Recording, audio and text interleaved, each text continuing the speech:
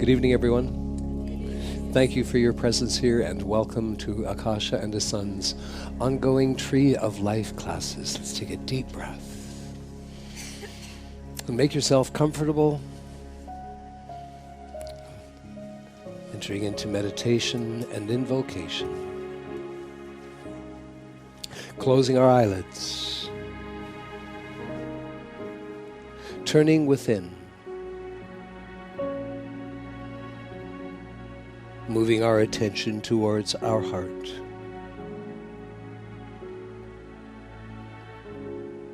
As we begin to affirm inwardly and quietly, all that I have been addressing this day, I place in the hands of my divinity. A presence that dwells both within me and above me.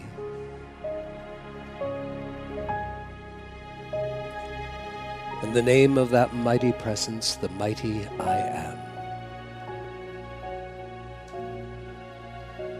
And I move into a sacred space of honoring and loving and acknowledging that magic presence. Remembering it abides both within and above.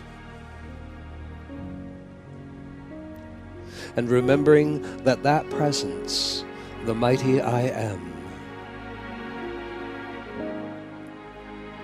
is a greater source of light, of love, of life, infinite in nature. Acknowledging this presence within and above as a source of greater peace and joy and freedom that has long-awaited expression. Through the life that presence has given each of us, lifetime after lifetime. And let us now commune with that presence inwardly. Almighty I am, after centuries of embodiments upon this earth, steeped in the duality of this world, long has been my journey. Yet every moment worthwhile. As my soul's journey has led me back to you, thou mighty indwelling presence.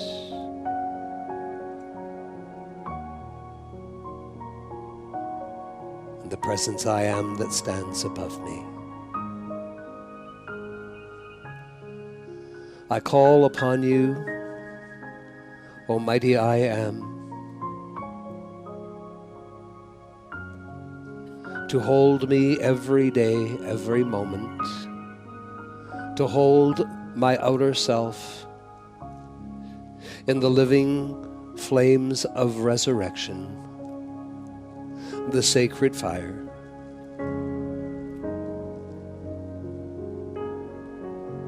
Those flames violet, pink and gold.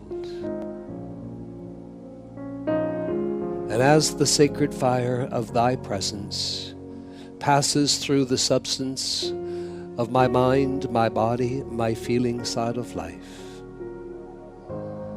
and all its action of love, mercy, and forgiveness continues to cleanse and purify and love and illumine the substance of my outer self. And I call upon you, my beloved presence, my guardian angel, my ascended master sponsor, and to the three ascended masters who oversee the great outpouring of the resurrection flames, the mighty Saint Germain, and his violet purifying flames. Beloved Jesus the Christ and his golden flames of all Christ illumination. And Mother Akasha and her rose pink flames of divine love, will, and grace. To unite with our presence in projecting the pillar of resurrection flames in, through, and around us every moment of every day. Intensifying those flames so that we become so mindful that we live and walk and breathe in those sacred flames every moment of every day. And we love and bless the sacred fire. Deep breath.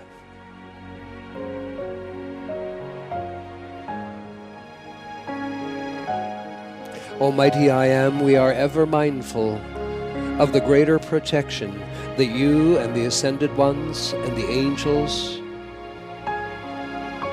can provide each of us on earth when we make the effort and turn to you.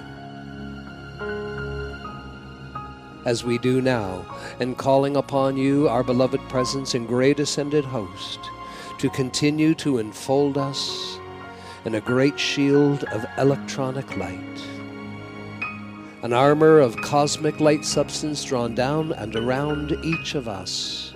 Seal us in a strengthening tube of light that makes us invisible to the discord that yet exists in the outer world. An armor of light that makes each of us more sensitive to thy indwelling presence and thy golden voice that seeks to guide us each day. We thank you. Deep breath. As we visualize the pillar of the sacred fire, the great cosmic tube of light enfolding us. And we continue. Mighty I Am, we call to you in the great Archangel Michael and his legions of angels. And as he has taught us and offered us, we call upon him to continue to maintain and sustain a wall of cosmic blue flames outside of our tube of light as added protection, until we are free in the resurrection, our service, and the ascension. We thank you.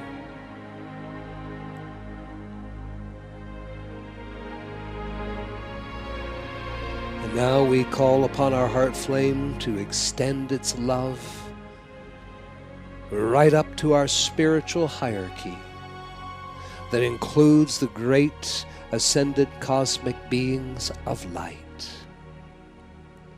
Beings such as the Queen of Light, the Goddess of Venus, Mighty Victory, Lord Maitreya, Lord Melchizedek, just to name a few. And we love and honor these great cosmic beings. And as they have taught us, we call upon them to enfold us, our lives, our homes, our loved ones, all the daily activities of our lives, our personal lives, all the business aspects of our lives, and all our hopes, dreams, and aspirations in their ascended master walls of invisibility, invincibility, invulnerability over all that is of the human law, creation, and the sinister force. And it is this that opens the way for us to be untouched by the wrongs and discord that yet exists in the outer world. And we take a moment for gratitude.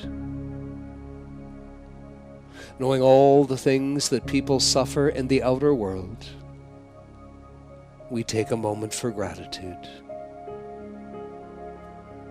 That we have this ancient knowledge available to us, and all the gifts this knowledge reveals,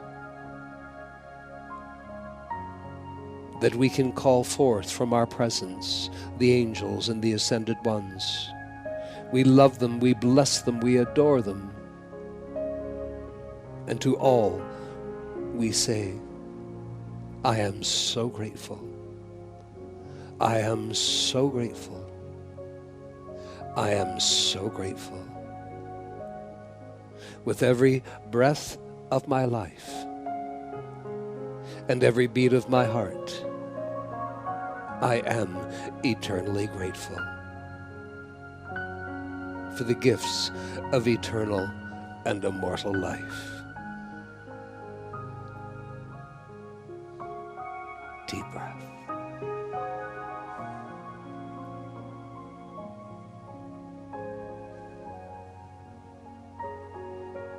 And we turn inwards in loving acknowledgement of 3 spiritual centers that are growing and expanding within our physical temples. We acknowledge and call forth the love flame in our heart to expand and release its sacred fire, love, purity, and power throughout the substance of our minds, bodies, and feelings. We call upon the threefold flames of love, wisdom, and power that are inset upon our golden sun's presence heart realm that fills the chest cavity. We call upon our beloved presence to expand its mighty radiance and luminosity out from us in all directions, 1,000 feet, 1,000 yards, 1,000 miles, and more. A blessing that passes through all life on earth. And we turn our attention into the brow of our brain structure, acknowledging the 7-fold flames of creation, the 7-fold flames of Elohim. And we call upon these beloved flames to expand and release their electronic currents throughout our brain structure,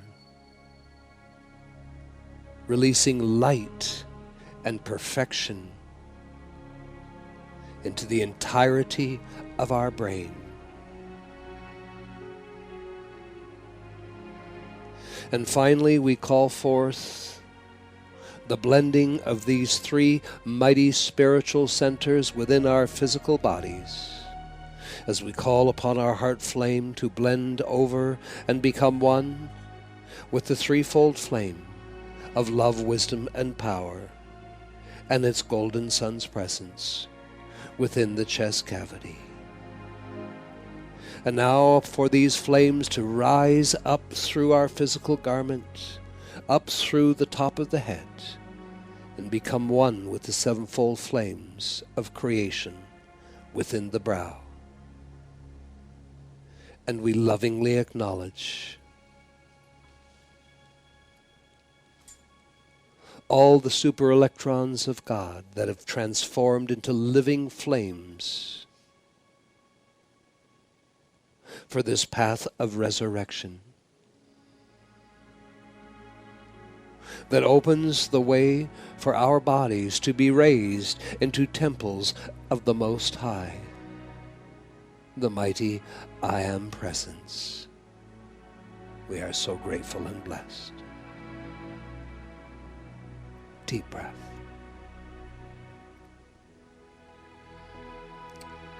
And now we welcome into our midst the presence of angels, and into the homes of all who consciously turn towards the light. Come, precious angels, and be with us. We have fastened our attention upon the spiritual centers within, We have called forth greater protection. We have offered our love to our presence, the ascended ones and the angels. Now, beloved angels, come and be with us. Guardian angels, healing angels, angels of the sacred fire, the cherubim, the seraphim, the angels of the music of the higher spheres. And from across the universe, the great central sun's angels, of the immortal flames of cosmic Christ love. We love you, blessed angels. And we ask for all the spiritual activities that we have called forth. We call upon the angels to come and expand all the spiritual powers and activities that we have called forth, to ensure that these sacred gifts continue to open the way for each of us to fulfill our higher purpose, our destiny, and the divine plan the mighty presence I am has for each of us. We thank you.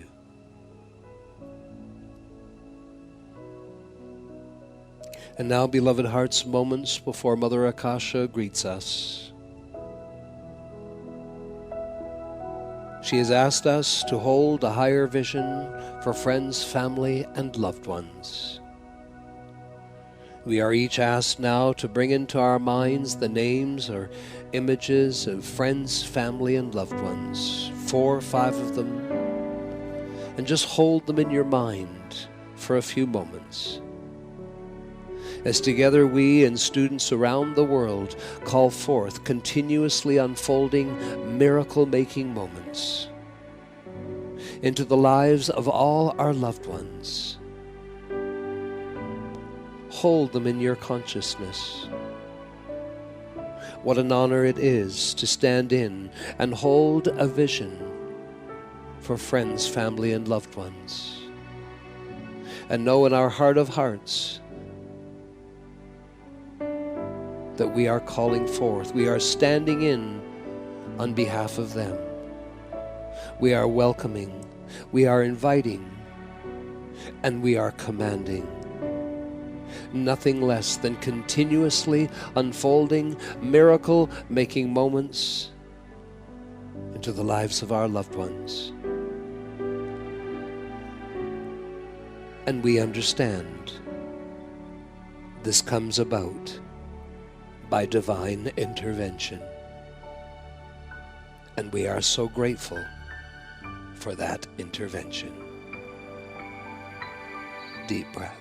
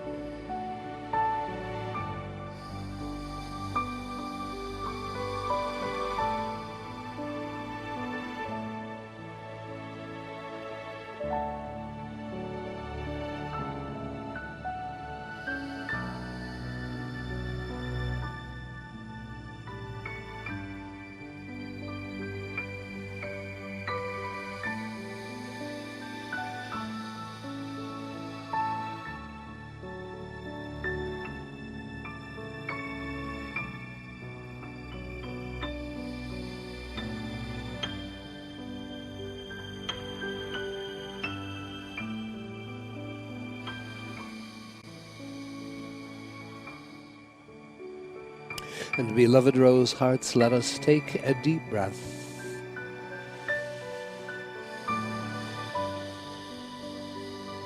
Akasha is with you through your messenger, and I welcome each of you to our Tree of Life class this evening. My goodness, as I look around through the messenger's eyes, it seems we have a class of regulars. God bless you, regular Vancouverites. And may each of you unite with your messengers and with Asun and I and with the Vancouver team out of the offices. And may each of you unite with all of us as Vancouverites in holding that vision of the influx of new students and a welcoming heart within each of you of students who will discover my dispensation on the earth in many ways, such as the ways that each of you discovered. And may that influx of students be so swift that not only Asun and I, and not only the messengers, we are going to be looking to each of you to help that influx of people finding my dispensation, perhaps moving from a spiritual path they have outgrown, perhaps beginning a spiritual path for the first time in their lives. Many of you have answers, you have knowledge, you have studied. And in light of what I wish to speak on tonight, as that influx of new students grows, the likes of which you will most likely be, well, it is my desire that you will be renting the entire ballroom downstairs on the Wednesday evenings, that each of you will be so sensitive that you will hold a sensitivity to those students, to people who come in and they've been here the first time and they may be off to themselves, they may be unsure, they don't know what to expect or what to feel. They may be so curious. May you be sensitive to them. May you greet them with love. May you extend, may you suggest to them, I can't say I know everything, but if you feel you have a question, if I can help, I'll certainly try, and if I don't have the answer, I'll see if I can get it for you. But to really hold that space, beloved hearts. It's about being sensitive. And that's what I wish to speak about this evening. It is time. It is time. You've been moving towards it. You've been climbing towards it. To a place where your sensitivity, an activity where not that long ago, maybe years, but that's not long, where you might have considered your sensitivity a liability. I wish I wasn't so sensitive. I wish I could stop letting my feelings be hurt all the time.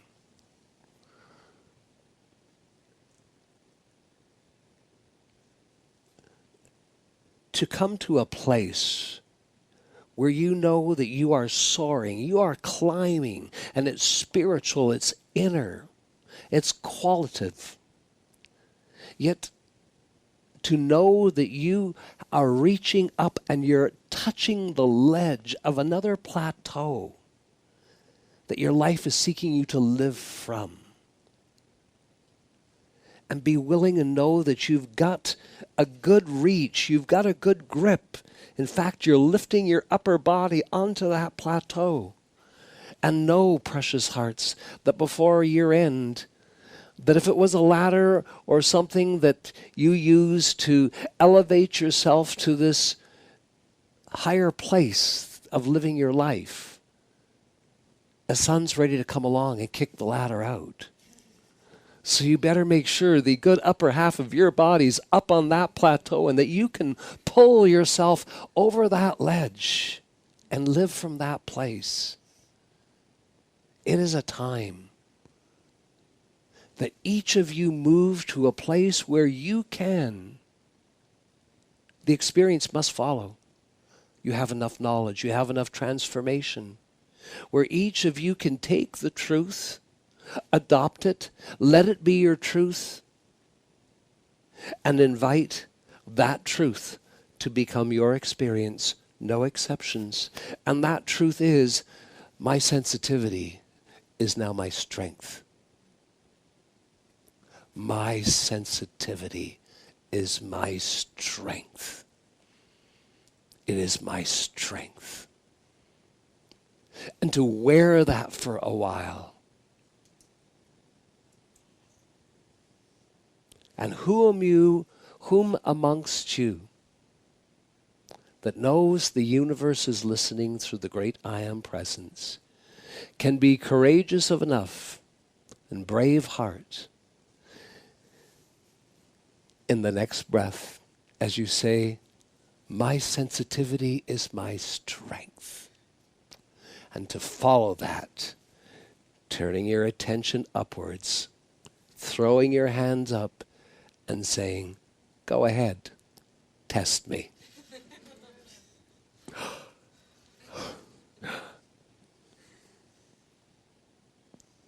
But let us not be obscure, and let us not be abstract with the ideas of sensitivity.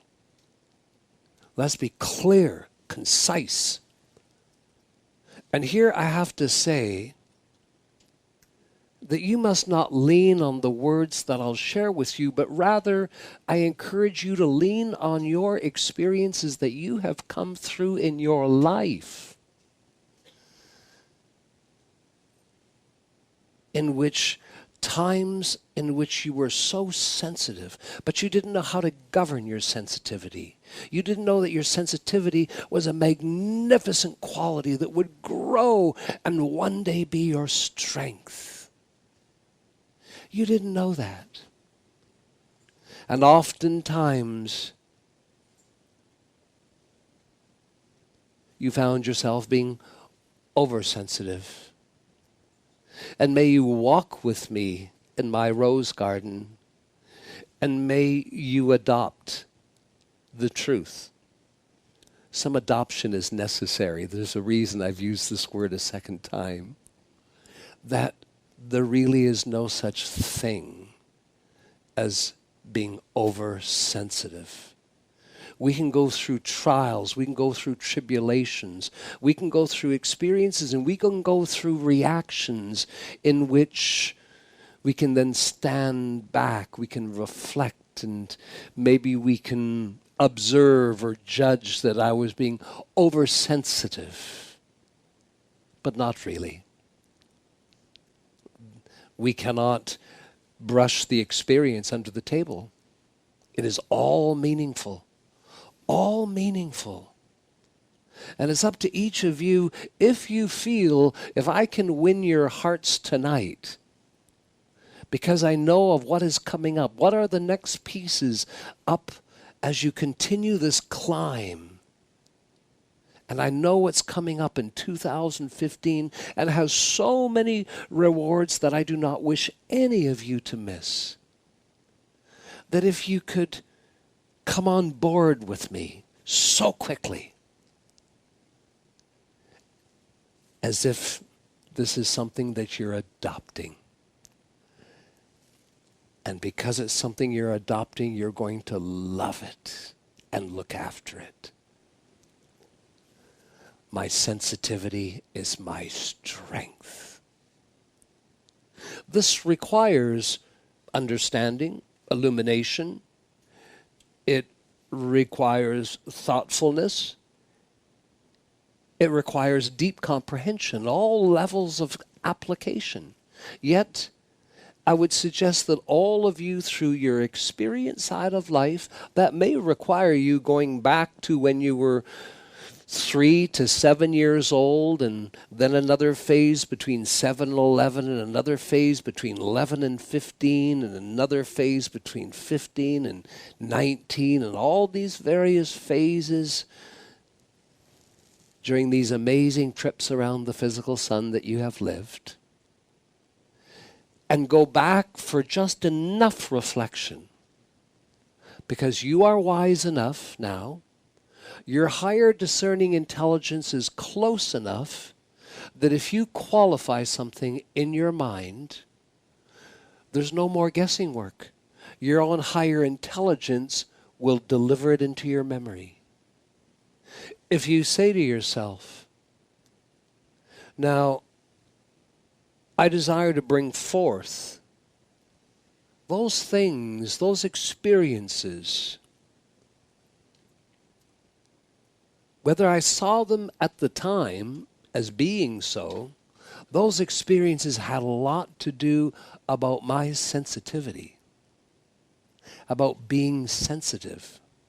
I have already spoken discourses previously, sharing and inviting each of you to really stretch and see, I'm going to say it in a different way tonight, see your sensitivity as a spiritual quality. To see it as a spiritual quality. Let's go, before I go any further, let's go to the obvious, shall we? Yes. If you were not sensitive, and do you think you would be sensitive through the mind or feelings?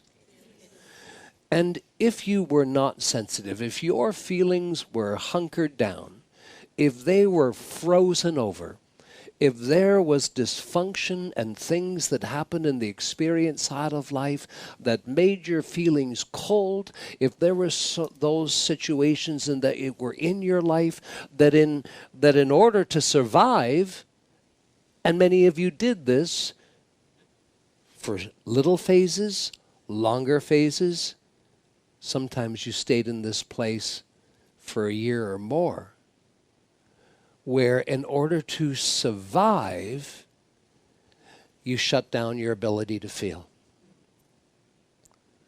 There have been scary moments, and it's okay now because they're not scary anymore. There have been those scary moments where you might have shared confidentially with someone, it's kind of scary, but I don't feel anything. Have you ever had that experience? Certainly. And that was an inner mechanism. You didn't say to yourself, well, I'm going to shut down my feelings because that's the only way I can survive. It hurts too much. And if it hurts too much, what you didn't know was that that sensitivity was being charged and filled with all the hurts and all the wounds and all the things that you didn't know how to not take on. How do you not take on what's going on in the world around you? Most people will feel that's an impossibility. You are creator beings. You are masters in training. You know that it is part of your mantle of resurrection to not take on what's going on in other people's lives. How do you do that and be sensitive? How do you do that and be compassionate? How do you maintain a sense of objectivity and yet compassion? How does your sensitivity work in a way that you can do that? Yet for you to understand the prize and the rewards that follow is a recognition on your part that sensitivity is a spiritual quality. And to know that for the vast majority of people, especially that group of people who are destined to awaken, sensitivity is not a pleasant experience when you are young. And through the years, as you become an adolescent and young adult, there's various ways that you consciously and unconsciously work through that sensitivity.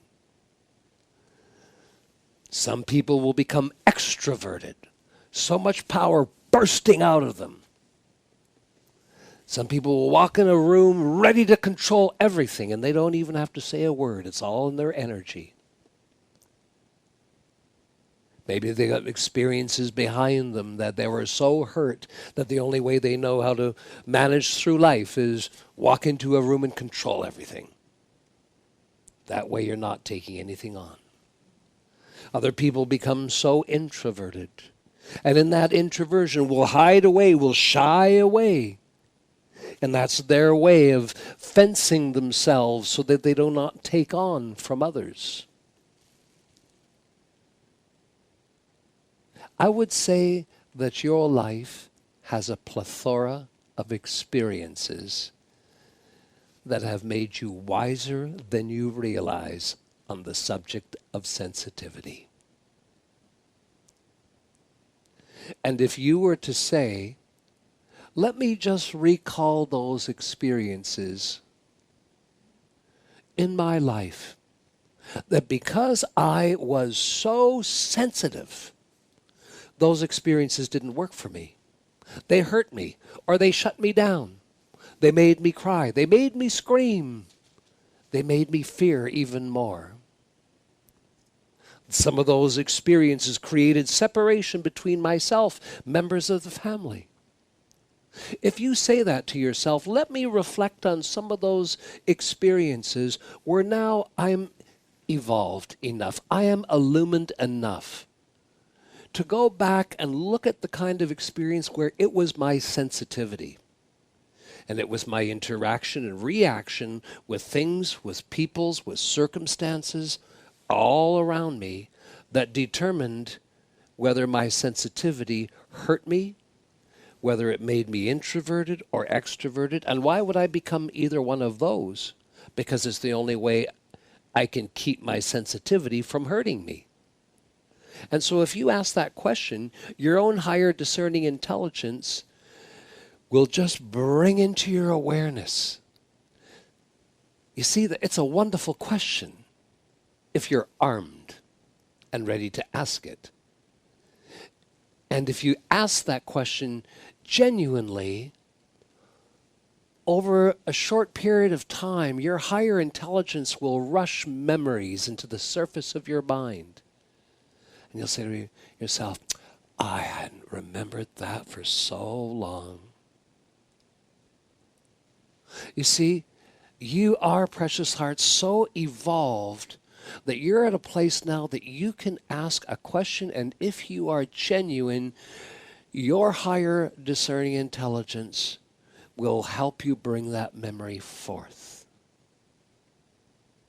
Perspective, contrast, all of these things are so important to your life at this time. So let's have as simple as you get example. Let me continue with that example. If through the feeling side of life is just too darn pleasant, then you shut off your ability to feel. That's how you survive. And that's an inner activity, and in that inner activity, so what shuts down? What shuts down in your feeling side? You see, you can still feel inside you to some degree, but don't feel anything outside of you. So what is it that shuts down? What power is shutting down so that you are not impacted any longer? It's your sensitivity. It gets shut down. And if your sensitivity continues to get shut down, all sorts of new problems happen. You move into a whole new range of problems. And these problems have such contrast to them. They include being in the wrong place at the wrong time, and maybe having some of the most rudest people confront you. You have no sensitivity and inner guidance system that's working through your resonance and intuition saying, that's not the place you want to be right now. And if your intuition and resonance is going to work for you, your field of sensitivity must be clear. And if it's not, it's shut down. And your guidance system can't get you that feeling, that sensitive feeling. There's trouble down the road here. And wisdom prevails that I don't go there. But what else? What in stark contrast? And this is the part that's so important to you, because as future Christ beings, you have to help people in the future through their sensitivity. But as future Christ beings, it is going to be so important for each of you to know if you're being visited.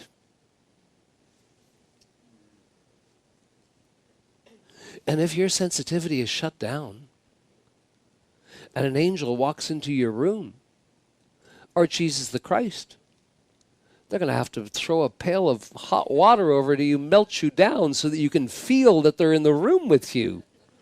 So your sensitivity can work in so many directions. And in your awakening, in your studies, one of the things that you discovered is that when it comes to the greater powers of our universe, long before you get to see, you must feel. Because that's where your power is. That's where your will to make things happen. 2014. Not much time left. You're entering into 2015. Your higher intelligence is closer to you than it has ever been before. You have each accomplished at the inner activity of your life more than you outwardly can yet write about or access or know. You need to back away from it and be a little bit objective to know, what did you accomplish in 2014?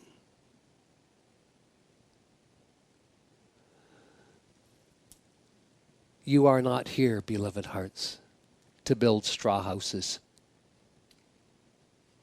Not at all. And there has been so much scripture written about those who build in the outer worlds first, those who seek change and creation and manifestation and relationships in the outer world without building it inwardly. Are you the same person that you were 20 years ago? Don't answer that. Let me answer that. Are you the same person that you were 20 years ago? I certainly hope not. Are you the same person that you were 5 years ago? I certainly hope not.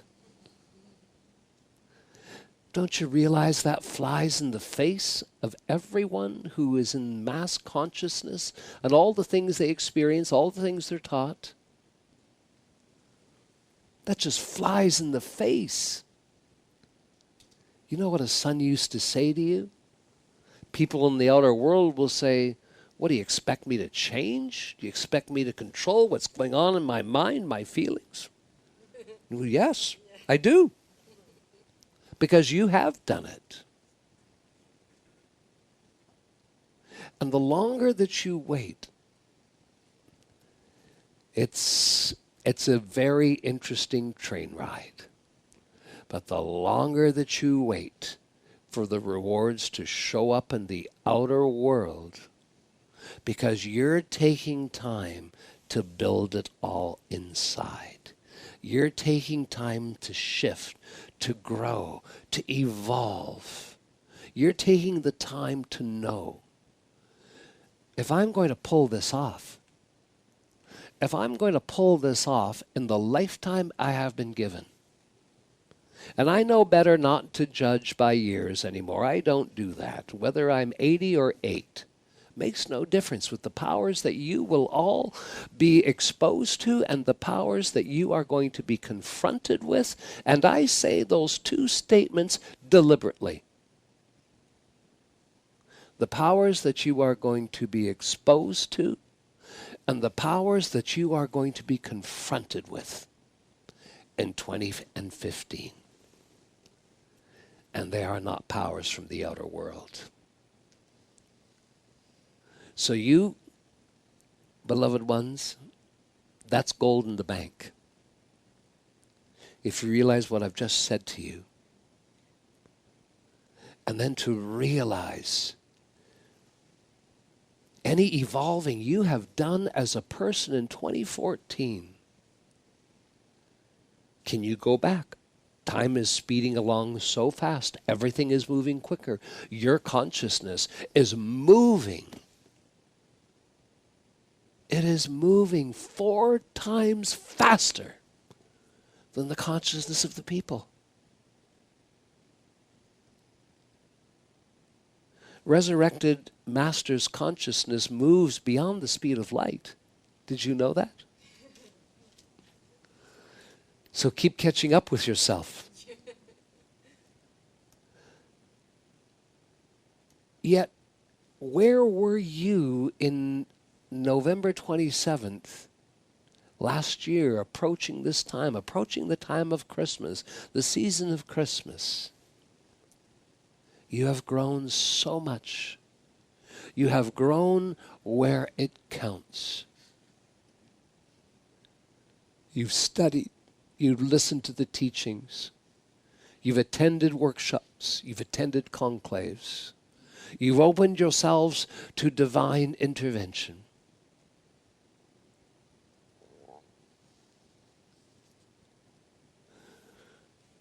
Do you think that in the year do you think that, I know you have a few more days for 2014, another month, but do you think as you reflect back on 2014 that there was one day this year in 2014, do you think there is one day that you did not acknowledge God?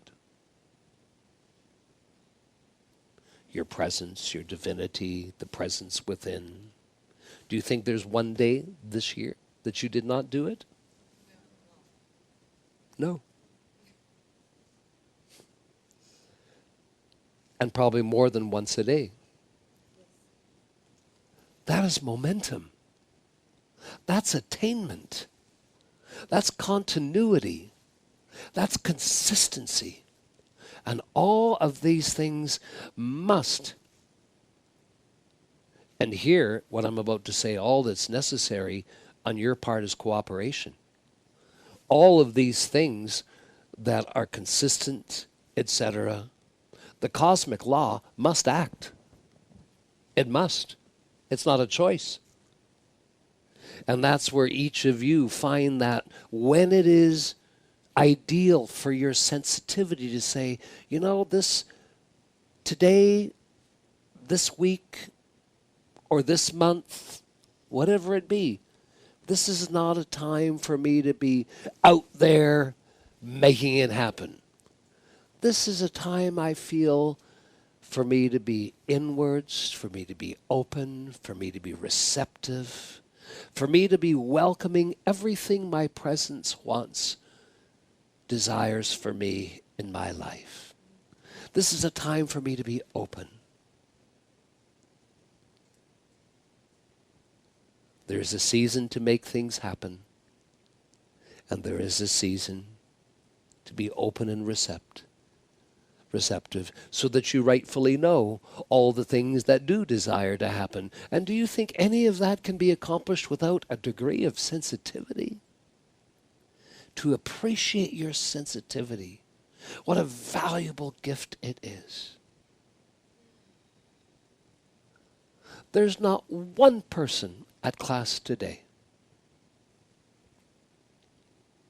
who, with a little perseverance and qualification, when you are at home and you sit quietly and you do the following. I know there is a presence that dwells within me. And I know there is a presence that stands above me, source of my life, the life that beats my heart, my divinity, I in the midst of me. And as I think about this presence, I invite this presence that I'm thinking about right now, this presence that abides within me, that stands above me, I in the midst of me. I invite that presence to let me know right now that it is aware that I'm thinking about it, that I'm acknowledging my presence. And that's where you have those magical little spiritual activities. 5 or 50 times, a couple times a day.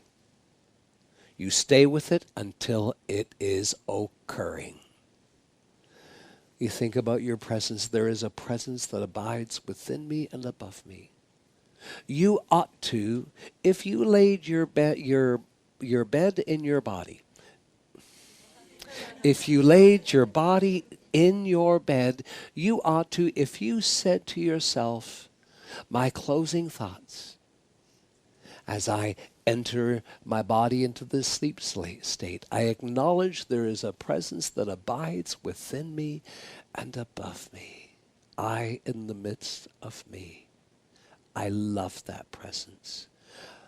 Before you finish, I love that presence, you ought to feel something touching your face. As if someone has a feather in your nose and you want to scratch your nose for a minute, or you feel the slightest, as if somebody's got a gentle, like a baby's finger is just touching, and you feel the slightest pressure. Your messenger, when we were training him back in 1987 and 88, we had to find a way that he could build confidence as to whether it was I or a son. And I said to him, well, trust me, you will soon know very clearly, because we teach in 2 different ways when it's a son. Well, please give me something more. Please give me something more. And we did. But we said to him, you tell us. You tell us how you would like to immediately know whether it's a son that it's with you or Akasha that's with you. So, he did. He said to us, Mother Akasha, when it's you that are with me, wish to commune with me, touch me somewhere on my face on my left side. If it's a son, touch me somewhere on my right side. We did.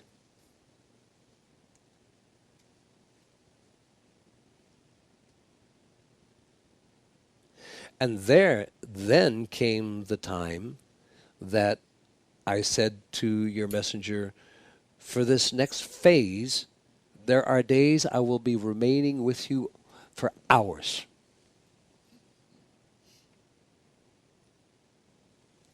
And you must know when that is happening. How would you like me to help you to know? Your messenger said to me, make my left eye tear.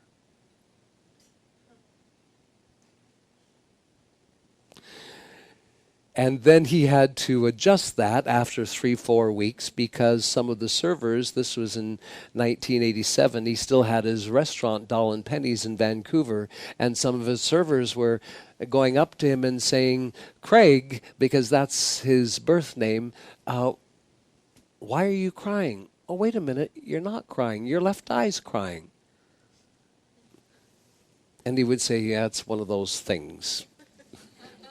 When his staff heard him say those things, they knew not to go further unless they were interested. But there's ways, what I'm trying to say to you is there's ways that you can invite your presence or us to let you know. We're aware of you in that moment. We know you're talking to us. Do you understand? Now, do you think any of this would be possible if you were not sensitive to energy? No. So you see how sensitivity is so important. And for a lot of you, I did not choose this. In fact, mentored your higher intelligence to maybe tone it down a little bit. But some of you came into this embodiment and you desired to full on bring that sensitivity 5, 6, 7 years old. So that by the time you were 5, I would say to your higher discerning intelligence, if you do that, they're going to want out of here by the time they're 5. Too much pressure, too much pain, too much screaming, too much. And then there's another part where some of you were empathic. What do you do with if you have a degree of ability to be empathic and you have sensitivity that you don't know how to govern and control? That could just overwhelm you. And how do you know? Because back then you didn't know that the mass of the people had come to a place that they were living from the outside in, not the inside out. The mass of the people became like sponges, just soaking up. So many things you had to figure out. So many things you could come to understand. And a lot of these things, we could not even begin to speak of them. We could not even begin to teach them unless you had some experience where you could say, yes, I've been there. I know what that's like. And then there was workshops and times we had that we talked about will and we talked about sovereignty. And we encouraged each of you to know that you've gone through lifetimes where you've lost complete sense of sovereignty and will. And you didn't have to go through all that again, but you had to go through some experiences to make sure you remembered that you reclaimed that back. And you're not about to give that away again. And does your sensitivity becoming your strength? How do we approach a conversation that becomes so important in 20 and 15? So important that I am building premises of it into the Resurrection Conclave. And what is that? And how do you fit your sensitivity into this? Unconditional love.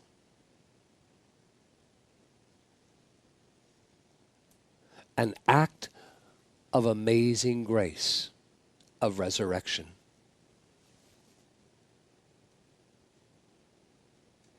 That is the theme I've chosen for our March conclave. Unconditional love.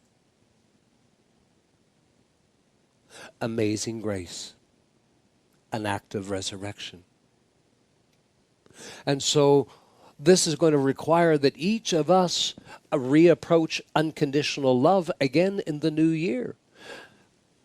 But with the ability to have our sensitivity as our strength. And how do you employ that? And what tools do you have to use? What things can be considered that you may not have considered link up to this?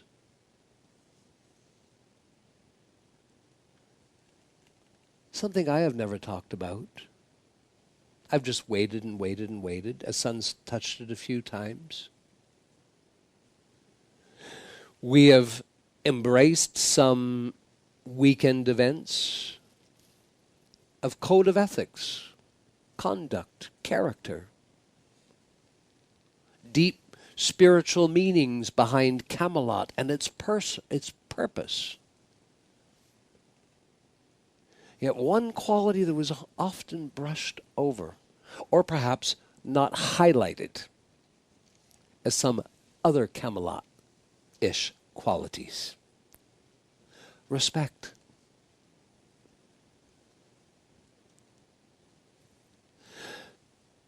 And I will say this, and I will underline it, and it might surprise you, and that's okay. You have no idea the amount of people in your lives. And you could say God has put them there because your presence has put them there, that are just waiting to hear you say to them, I respect you.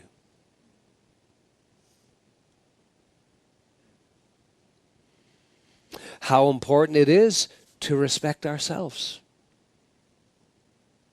Unconditional love. To honor and respect thyself. To love unconditionally. Does this mean you allow a person to take advantage of you? Do we need to carry that conversation? Or are you enlightened enough to know that that's not a conversation that needs to be had, because you're not living a plateau of consciousness where those kind of things would happen? Would you? Would they? The application of unconditional love.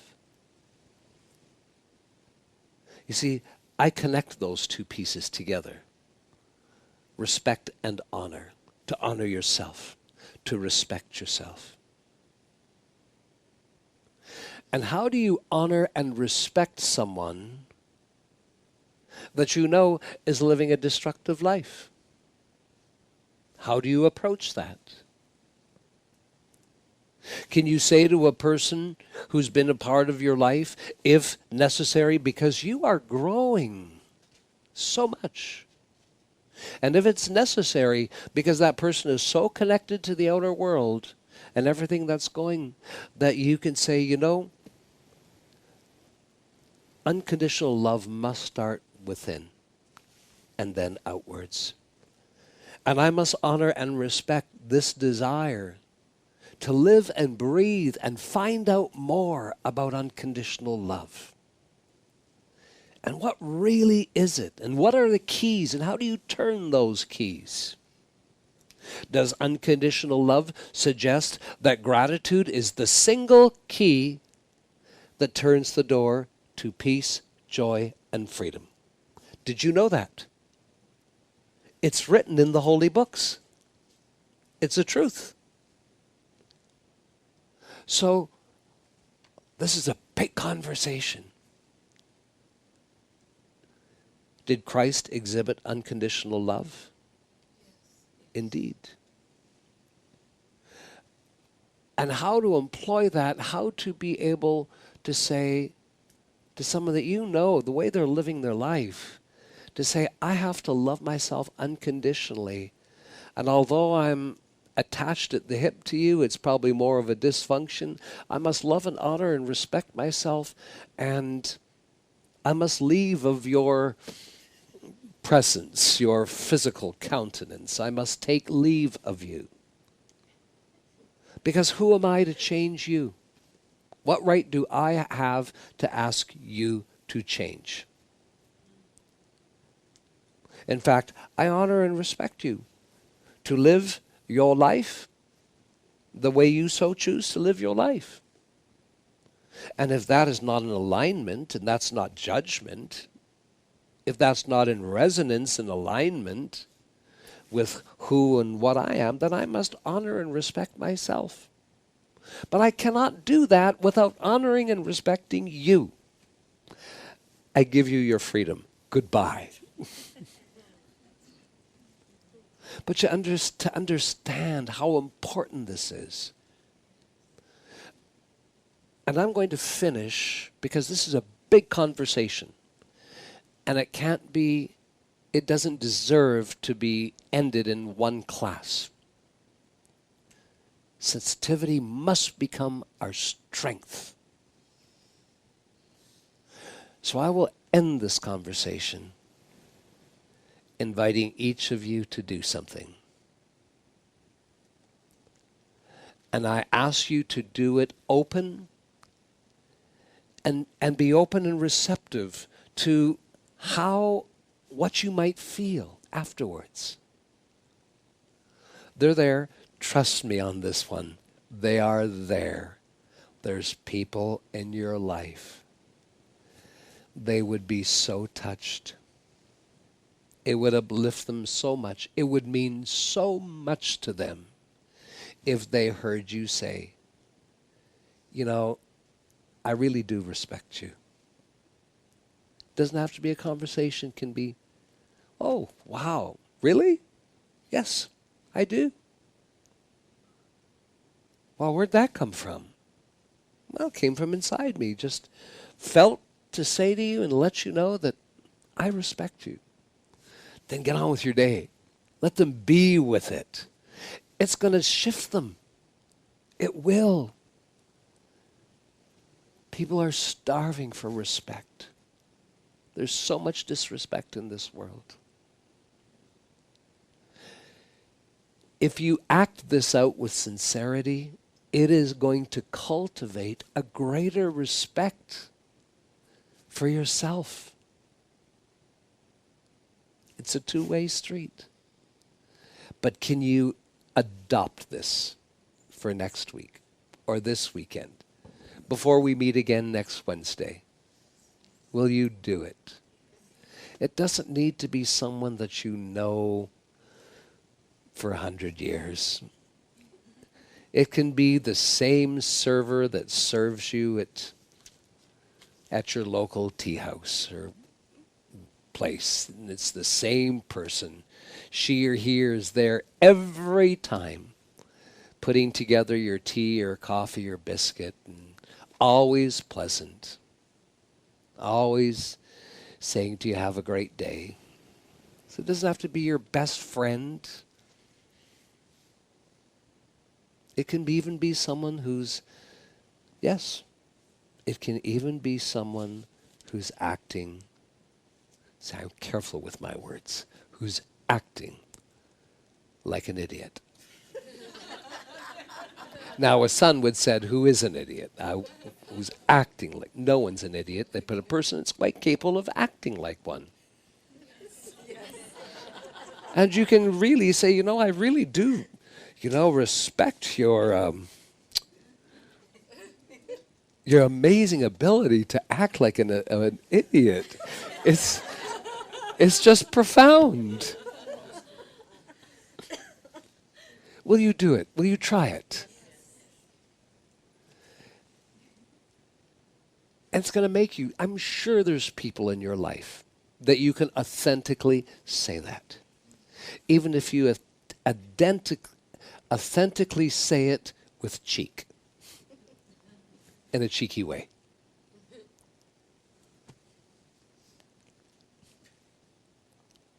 Then we can carry this conversation. But we can't carry this conversation unless you have the experience. And if I was you, I would do it 2-3 times. And they can be to each other here. But I don't want you to go and have a break and all run up to each other and say, oh, I respect you. No, we want it to be spontaneous and loving and caring. Do you understand? Yes. Will you do it? Yes. Excellent. We're going to get you before January 1st up to this new plateau where deep inside each of you there have been transformational changes in the psychology of your beingness, your thinking process, your feeling process, how you approach things, how you respond to things, the lessening of reacting to things. What is it that's birthing a new spark of creativity in yourselves? Interests. This is important. To get you all up to this new plateau where you recognize that your sensitivity is your strength. And then you just love and embrace it.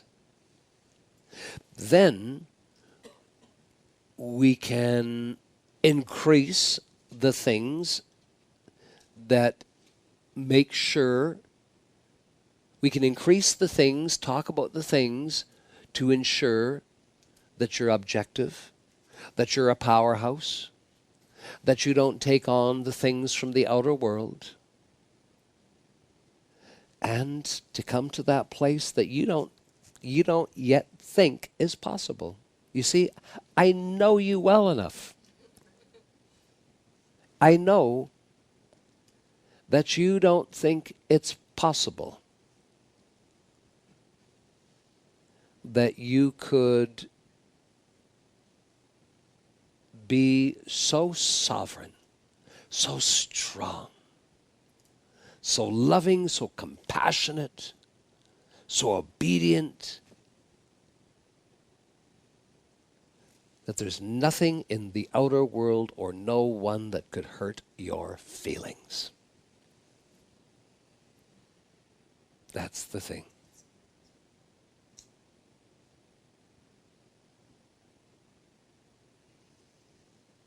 Good evening, Olivia.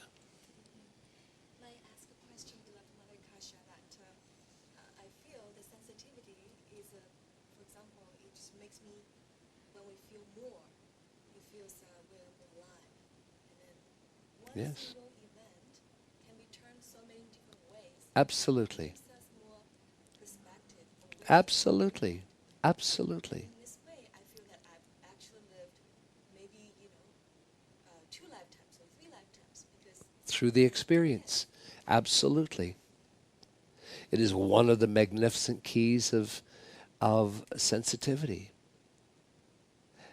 And another key that really turns it on, that turns the sensitivity and expands it, is gratitude.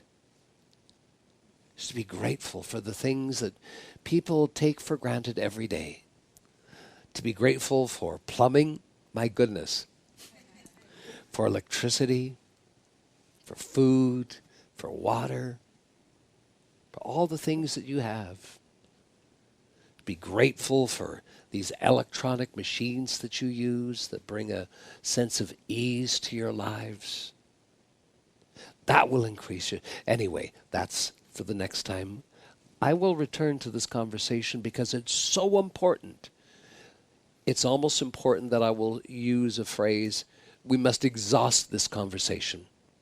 Just as years ago, there's some of you that have been around for many seasons, and we talked about will and will and will and will and will and lost will and will, and to truly try to help you feel what will was and when.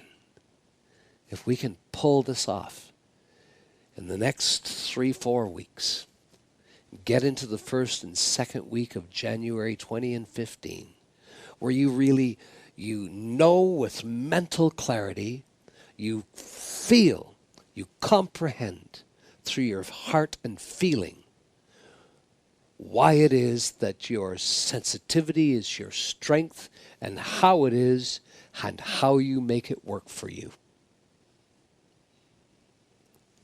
And all the helpers that you have in place, that you can say, go ahead, try to offend me, try to hurt my feelings, say the worst things. I'm just going to laugh. Does that mean you're steely and cold? No, it means you're in absolute control. As the son would say, you're purring like a Cheshire cat inside. Well, everything is trying to throw chaos at you from the outer world. Do you understand what a powerful place of mastery that is? You are almost at the place.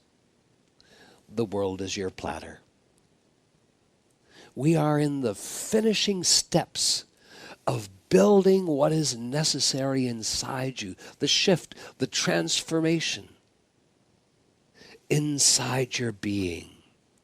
So the building in the outer world, you see right now, it's a big deal. It's a big deal if you could turn an atom into an electron. It's a big deal if you can have little miracles. But the days are not that far off when those things will be as common to you as the breath you take every moment. Are you ready? Yes. Yes. Thank you for taking this journey in 2014. God bless you. I thank you.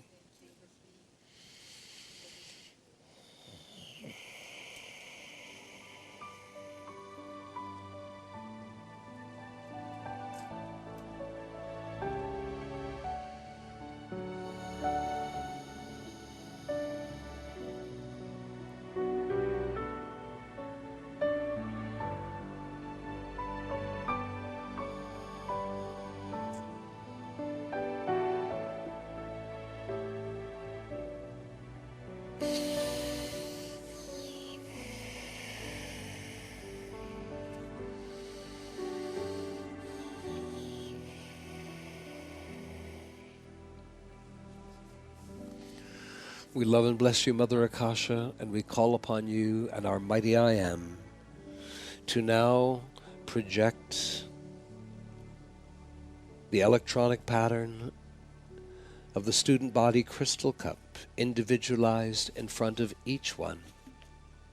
Almighty I Am, Mother Akasha, fill our crystal cups energetically with the abundance of God's great health in our lives, abundance of God's great protection in our lives, an abundance of all the money and supply and prosperity that you desire and that you know we require.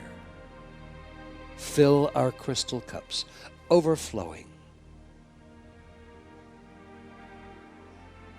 for God's great energy of these three mighty manifestations in our lives. We thank you.